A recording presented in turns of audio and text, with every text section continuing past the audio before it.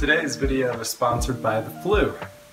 If you want to be miserable all weekend and feel like trash, get the flu. It works. Good evening, I'm not Ryan Russillo, but welcome to the Idiot GM, where I gamble imaginary money to pretend, because I'm spending all my money on NyQuil. Week 2 of the NBA was very eventful.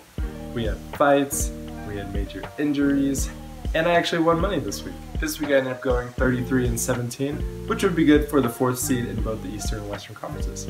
Let's start off with the wins this week.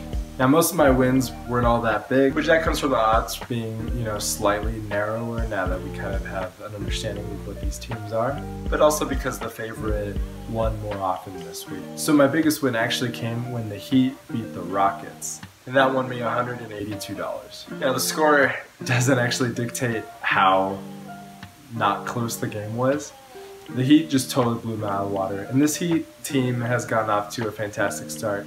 I mentioned them a little bit last week, and I made a whole video about them, but I really think this team's early success could be attributed to Eric Spoelstra. I definitely think others as well as myself kind of slept on him and forgot about him from the results from last year, but he's definitely a top 5 coach, and he has been for some time now, and he's showing it here, and the Heat are playing extremely well. The Rockets, on the other hand, are shaky at best. Their defense has been atrocious this year, and their shooting numbers have just been terrible. Harden is shooting 37% from the field, 22% from 3. And although those numbers are going to go up and they're going to regress to the mean and he's going to improve as the season goes on, it's still reminiscent of last year. And with the Western Conference the way it is, digging yourself out of a hole midway through the season is not where you want to be.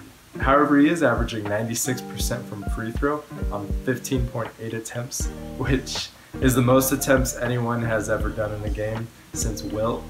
And I don't think that's gonna, last, or maybe it will. But regardless, he's getting to the line at an unbelievable rate, which is something to be excited about if you're picking the Rockets or if you're a James Harden fan. My other big win came from the Warriors and the Suns game this week. I picked the Suns and I won $172. Now, I don't want to talk too much about the Warriors. Major injuries have just been horrendous to them, and so now they caught an injured Draymond Green and a Lofi as their team, and they're just going to be terrible this year.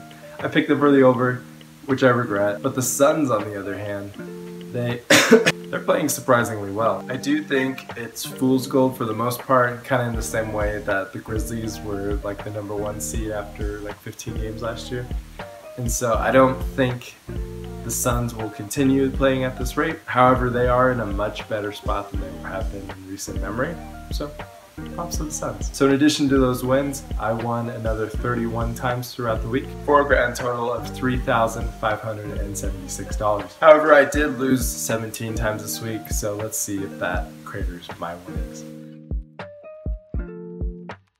So I lost $512 betting on the Kings this week. So first I bet them to beat the Hornets, and then which they lost.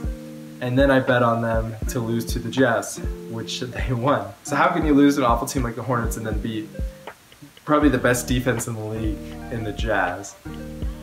I don't know. I love the NBA, but the NBA does not love me. And in my Sacramento Kings video, I did express concern about Luke Walton and his coaching abilities. And I know it's still early, but he somehow managed to crater a top 5 offense last year into a team that's virtually last in every major statistical offensive category, which is just sad. Could he be fired at the end of this year or sooner than that? It's likely. My other biggest loss came from the Mavericks and the Nuggets. Now, I picked the Nuggets to beat the Mavericks. Mavericks won, and I lost $240. I'll have to admit, I've been very slow to buy into this Mavericks team. I think Luka and Porzingis are fantastic and they're playing fantastic. I just didn't think that the players they had around them, although they are decent players, I didn't think that they would propel them to be one of the better teams in the league. But it turns out that they don't have to if Luka keeps playing like this. He's playing at an MVP rate, and I'll probably make a video in my MVP autopsy series about him because he's just absolutely stellar, and he's getting praise from LeBron. So props to Luka. So I lost 14 more times in addition to those 3 games, which puts me $2,130 in the hole. But that puts my grand total at $1,266 for the week. So I'm actually in the black. So overall combined, I now have a 56-34 record, good for a 622 win percentage, and $769 won. Now last week I also talked about if you only pick the underdog versus if you only pick the favorite, and I kept those stats for this week too. Last week it was even in the game split, but the money one was very much in favor of just picking the underdog. However, this week it was flipped, and the favorite actually won 33 times and lost 16, and the inverse is for the underdog, 16 wins and 33 losses. The underdog ended up with $1,033 in the hole, and the favorite actually won $632, which puts the underdog's total at 36-53 with $56 won, and it puts the favorite at 53-36, but still with negative $1,143 won.